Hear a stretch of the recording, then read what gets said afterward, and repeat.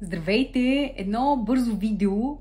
Тази седмица е ваканция в Англия и аз общо взето не работя, но имам и други ангажименти. И получих едно много интересно предложение да направя видео на тема адаптацията на новия учител в училище. Да разкажа за моя опит. Тези от вас, които следят работата ми в YouTube и в страницата Нови учители във Facebook, вероятно имат някаква информация за мен. Съм завършила българска филология в Софийския университет. Положението в България, когато завършвах, не беше никак розово. И тогава ситуацията беше такава, че имаше много стари учители, в смисъл опитни учители, които взето вземаха местата. Нямаше възможност за тази приемственост в образователната система. По-млади учители да бъдат също назначавани. Такива бяха времената.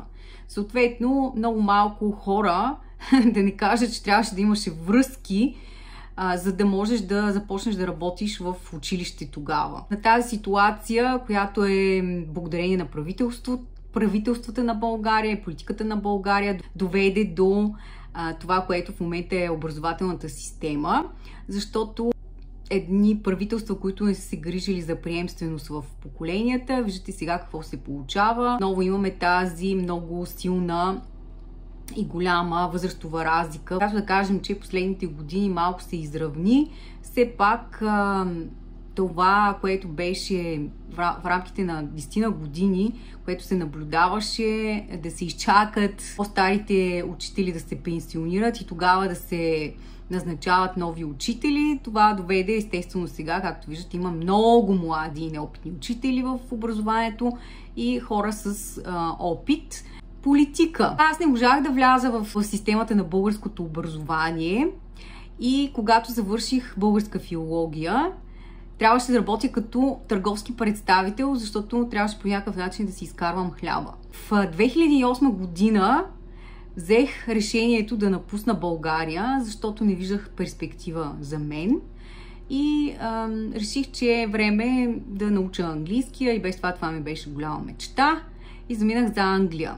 По пътя на всички емигранти в началото съм работила каква ли не работа. В принцип аз съм човек, който обича езиците и бързо напредвам с езиците. След като напреднах с английския, вече започнах да се чувствам по-уверена да говоря английски и да съм сигурна, че разбирам какво ми казват хората. Общо взето комуникацията ми се подобри. Сравнително реших, че е време да започна да работя по моята професия и всъщност тъй като България е част от Европейския съюз, знаете, Великобритания беше дълго време част от Европейския съюз, тогава можеше с българските си дипломи да кандидатстваме, т.е. да си получим равноправие на дипломата в Англия, независимо не сме завършили в Англия тази професия учителската. И по този път всъщност аз се здобих с учителски номер, успях да вляза в образователната система, т.е. да започна да работя като учител в Англия. В най-обикновено общинско училище, така да кажем, в смисъл тук има различни видове училища, работя в английската образователна система. В началото работих като асистент около 1 година, защото не бях уверена, исках да видя общо взето, без да поемам много отговорно, дали мога да върша въобще учителската работа, какъв материал се преподава, дали мога това да го върша. Ато ми издадаха номера учителския, то ми дава всъщност право да работя не само в начално училище, но и в secondary school, или т.е.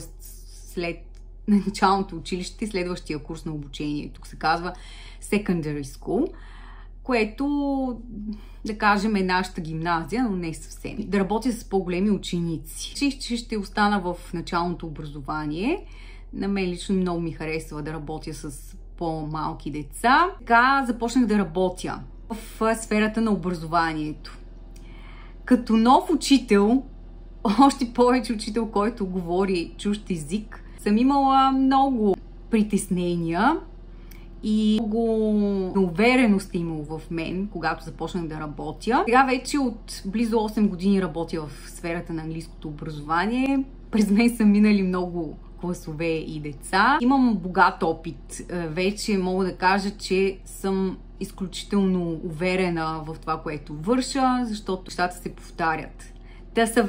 Първия ми съвет към колеги, които завършват и не са влизали в класна стая, да наблюдавате. Първото нещо, което аз съм правила винаги е да наблюдавам. Имала съм за себе си въпроси в главата си, на които съм искала да отговоря, и съм гледала какво правят другите колеги, как те се справят в определена ситуация. Буквално какви думи използват, защото в началото, като започнем да работим с деца, ученици, на нас ни липсва речник. На нас ни липсва точните думи, как да структурираме нашето изречение, така че това, което казваме, да има своята тежест, в същото време да не е прекалено грубо, нека така да кажем. За мен винаги това е било в началото, да успея да създам добър контакт с учениците, без да съм прекалено строга и без да съм прекалено приятелски настроена.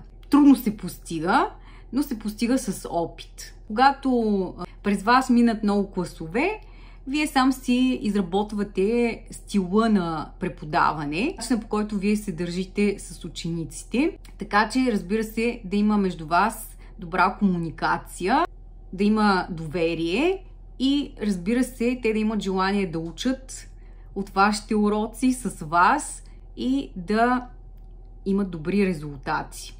По-скоро бих казала, че за мен винаги е било много важно учениците, които са с мен, които работят с мен, да показват добри резултати. Това се постига, когато много добре познаваш учениците, с които работиш. Дори в класа да имаш 30 деца, примерно казано, ти не можеш да ги слагаш по един знаменател. Всяко едно дете има своя нужда и общо взето това, което аз правя, е да ги групирам според колко са напреднали. В зависимост от това работя с тези 3 групи. Обикновено имаме една група, която са много напреднали, средно ниво и тези, които изостават.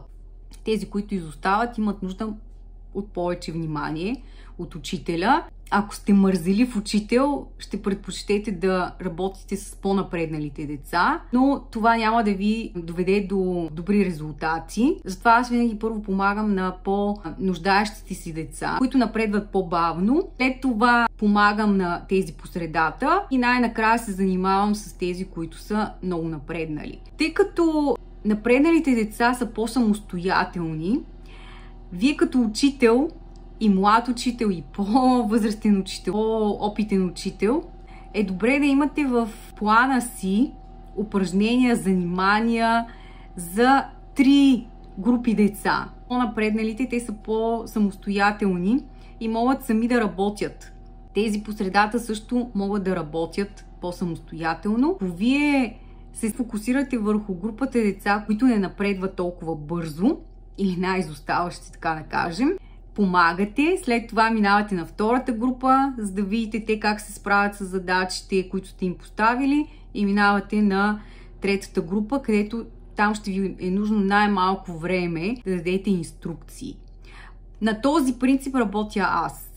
Той работи много добре и като цяло учениците ми са спокойни и знам, че учат. Освен това, по този начин вие създавате от тях доверие, малявате шансовете някои от тези деца да ви саботира работата по време на час, защото децата искат те да се чувстват обгрижени, да знаят, че тяхната нужда е посрещната, но често поведението е свързано с това, че вие не сте посрещнали тяхната нужда, не сте създали правилно комуникацията с тях и те затова ви саботират, говорят в час, шумни са, не полагат старание. Това се постига с практиката. Мисля, че най-голямата грешка, която един учител, който току-що завършва и прави, аз съм я правила също, смята, че ако сте по-приятелски настроени, давате повече свобода на учениците, те ще ви обичат, уважават и ще правят това, което вие искате. Нищо подобно. Тези от вас, които са родители, много добре знаят, че децата имат нужда от ясна рамка, ясна програма, от ясни правила и ясно изказани от вас какви са вашите очаквания от тях. Когато това е изпълнено, вашата работа също е изпълнена, комуникацията ви с тях също е много лесна. В крайна сметка, те отиват на училище, за да учат, те имат своите отговорности в училище, вие сте там да ги учите. Ако е нужно да им помагате от гледна точка да се справят емоционално с дадена ситуация, те са там да изпълняват вашите инструкции. Те не са там да ви казват вие какво да правите, как да си водите часа, какво да правите. Децата са много хитри и много бързо разбират кога един възрастен човек не се държи като вътрешен човек. И използват тази ситуация в тяхна полза. То естествено това води до лоша дисциплина, шум в класа и от страна на учителя, разочарование, понякога гняв, че децата се държат по определен начин. Децата се държат по определен начин, защото вие се държите по неправилния начин. Това всеки по-опитен учител го знае. Добре е, ако сте млад колега, да се прикачите, разбира се, към някой по-опитен учител, да поддържате добри контакти с колегите си и да им искате съвети, да обсъждате поведението на учениците. Добрата комуникация всъщност с колегите ви също може да ви помогне да се справите с определена ситуация. И много е важно, ако имате някакви затруднения, това да го споделяте с колегите си, включително с директора, защото вие не сте отговорен, т.е. вие сте отговорен, но учениците не са поверени само на вас. Вие сте учител, училището е една затворена система, която си има управленски екип. Вие като учител не можете да се справите с определен ученик. Е необходимо да уведомите всички останали по веригата, за да могат те също да се включат и да ви помогнат този ученик. Има много видеа, които съм правила за съвети как да се справяме с родители, с ученици, които имат предизвикателно поведение. Вижте и тях. Добре е да си водим дневник за определени случки, които нас лично са ни направили впечатление. В Англия има много добра комуникация между директор, учител, особено за деца, които са от проблемни семейства, от бедни семейства, които имат нужда от повече подкрепа, че вие като учител сте отговорен за вашите ученици, но не сте единственият отговорен за вашите ученици, ако имате някакви по-сложни взаимоотношения, да кажем. Кога аз започна да се чувствам по-уверена в работата си? Ами след 3-та година. Така че 3 години според мен е оптималния период, в който вие може да решите за себе си дали тази работа я обичате, дали можете да се справяте. И 3-та година много въпроси, които сте си задавали в началото или сте имали трудни ситуации, ви се изясняват в главата. По принцип, аз не ви съветвам да се разочаровате от тази работа. Тя много ви харесва и сте имали огромно желание точно с това да се занимавате.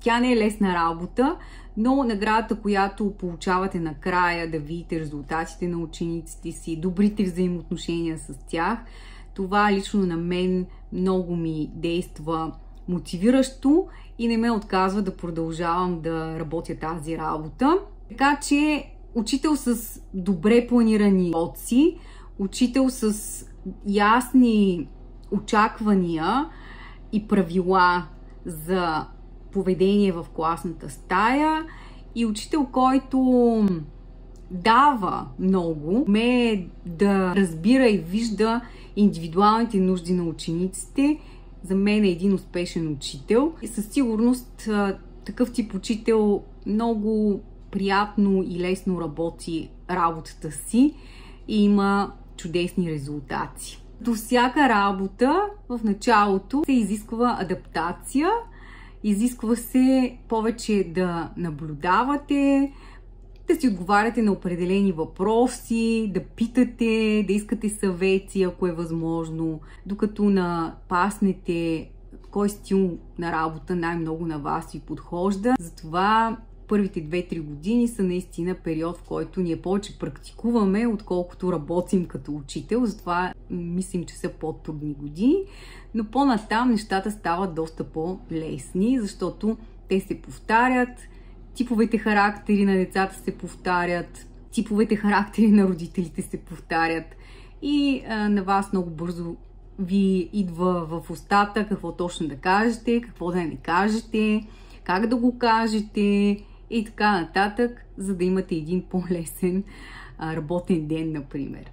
Ще се радвам и на други въпроси, ще се радвам да помогна и на други колеги, които имат въпроси.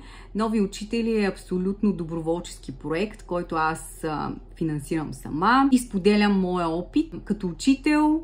Аз продължавам да работя като учител и наистина тази година имах огромно желание да се върна в училище. Следващата ми учебна година, така че аз съм един много ентусиазиран учител, освен това.